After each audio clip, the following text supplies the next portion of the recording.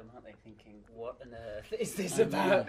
I think Two drag queens, a transsexual and a mechanic. But it is...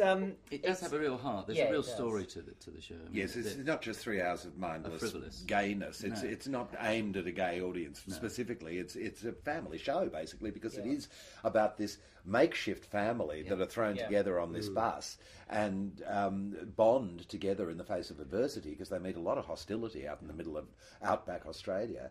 But of course, the goal of the journey is to find Tick's little boy, who he hasn't seen, and it's extremely touching. And of course, on the way, Bernadette meets Bob and gets a sort of a second chance at romance late in life. It sounds so romantic. It is romantic. It pretty much is a sort of, as I said, for all the sort of campery and the great costumes and the big 70s disco soundtrack, it basically is a sort of a love story and a story about friendship as well. So I think a lot of people will be able to relate to it. It's, you know, if you're sitting at home thinking, God, how could we go and watch a show like that?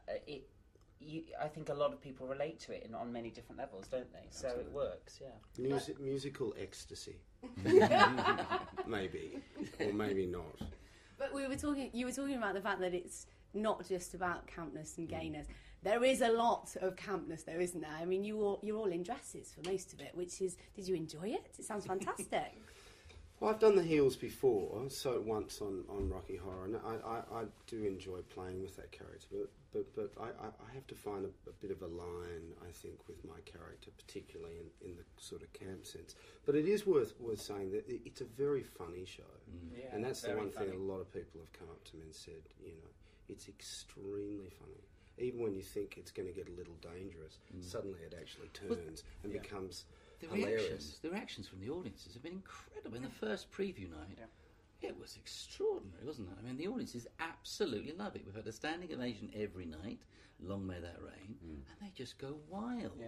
I was told that British audiences won't be as outgoing as Australian audiences, and the first night I think they doubled the volume of the screaming that we ever had in Australia. If anything, the reaction is stronger here. It's they just love it. They love everything about it. I think it sort of sounds a bit cliched, but it's sort of coming at the right time, isn't it, as well? You know, there's a lot of sort of... There's a lot of problems out there in the world, and sometimes... A lot of misery, A lot of misery, we're all a bit down in the dumps. Bit of lifting. And sometimes you want to come to theatre and have fun and not go away feeling worse about everything. And I think you definitely come away having had a good time. Absolutely. And if you have a fetish for table tennis, you'll definitely enjoy One of the the show. scenes. Enjoy the show as well. Give too much I'm not going to give too much away. Yes. Oh, that's a tease, if ever there was one. Well, come and find out what it means.